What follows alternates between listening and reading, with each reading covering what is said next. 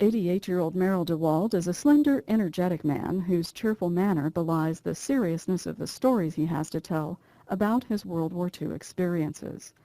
He was drafted into the Army in 1942 and shipped out to Europe in 1944, shortly before D-Day. After spending some time in England, where they used a thick, heavy grease called Cosmoline to waterproof their trucks and tanks, his infantry division landed on Utah Beach the day after D-Day. We sat on that beach and probably a couple, 300-400 yards for days before we could move, because they put up a lot of resistance. And then we finally started moving gradually. DeWald's unit followed the first wave of troops into France and later into Germany. During their first stop in the village of Sainte-Marie-Église, he witnessed one particularly bloody scene that reflected how quickly people can be dehumanized during war. German soldiers had been ordered to hold a particular stretch of road at all costs. They laid right there and got shot and killed every one of them, and they hauled them out. I went back to get water and stuff for our unit to the beachhead, and we had to go past this truck. They'd one grab of the shoulder, one grab of the legs. They'd swing him and throw him in the truck. And they finally had to pull over to let us go by. And when they did, it was like a jar of jelly, all these dead bodies in there, and the liquids from the bodies ran out the back. More than 5,000 U.S. soldiers died on D-Day, and the mortality rate among those who followed, like DeWald and his unit, was high too. Fighter pilots also had a short life expectancy, as did ball turret gunners. They rode in a fully exposed plexiglass bubble attached to the belly of bomber planes. The space was so small that there was only room for the gunner and his two .50 caliber machine guns. Edward Vasick knows a lot about ball turrets. He survived 34 bombing missions sitting inside one of them. Vasick is now 83 years old, slight but solidly built, with ruddy cheeks and a ready smile. He was too young to serve when the U.S. entered World War II in December 1941 and didn't ship out for Europe until September 1944. Once he arrived, though, he and his Army Air Corps crew made up for lost time. We flew for 7 days straight, and of those 7 days it was twice to Hamburg, twice to Bordeaux, France, to Berlin, and I'll tell you, after 7 days of being on oxygen and getting up in the wee hours of the morning and then coming back, we were all pretty well bushed. Vasick says it was extraordinary that he and his crew flew so many successful raids. Many other bomber crews were not so lucky. Of 4 flight groups housed in one barracks, only his completed so many missions and returned to the U.S. later.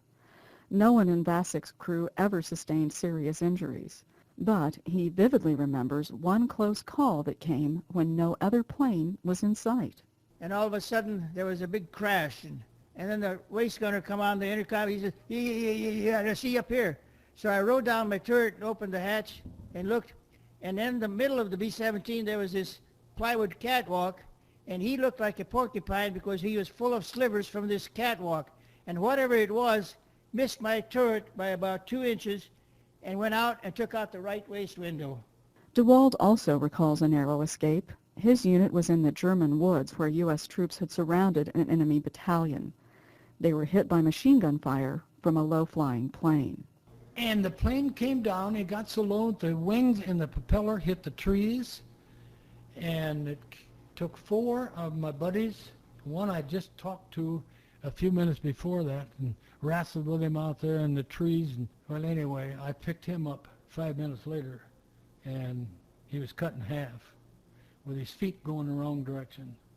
And I couldn't get anybody to come and help me. And there I was holding this man dying, and I couldn't do a thing for him because he was bleeding to death internally. That was it.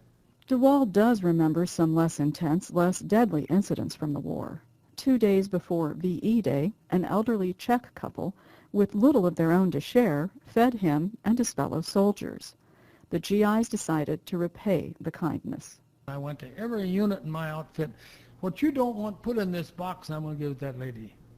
And I took back a bunch. Now there's chocolate, cigarettes, candy, cheese, bacon, everything in there. So I gave her this, and she started looking through that, and she cried like a baby. Vasek went home before the end of the war. The Army asked him to re-enlist and serve as a gunnery trainer, but he wanted to be done with the military, done with war. He believes the U.S. had to fight in World War II, but he's not so sure about subsequent wars. It breaks my heart to think of all the poor people, men and women, that were crucified throughout the wars. To my way of thinking, why are people still fighting? Why are they fighting? It just doesn't make any sense to me. Nobody seems to care about living. After Vasek returned to the United States, he worked as a surveyor and power plant operator for the Army Corps of Engineers, mostly in North Dakota, for nearly 30 years before he retired in the late 1980s and returned to Wagner. When DeWald got home, he used his Army mechanics training and experience to open his own auto parts and electrical business in Wagner. He says he still hasn't retired, and he doesn't plan to. For South Dakota Public Broadcasting, I'm Janet Davison.